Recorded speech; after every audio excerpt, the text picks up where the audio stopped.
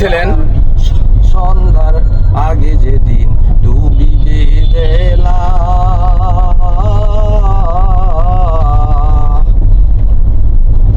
বলেন স্যার।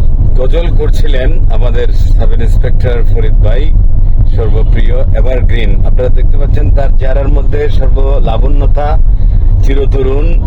একটু আগে জানতে পারলাম 53 এবং 49-এর একটা সমীকরণ, সেই সমীকরণটা এখানে সোশ্যাল মিডিয়াতে বলা যাবে না।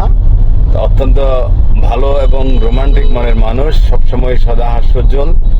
সব সময় ফরিদ ভাই সহ আমরা যারা এখানে গাড়িতে আছে, আমার সবার জন্য আমি শুভকামনা করছি। সবাইকে ধন্যবাদ।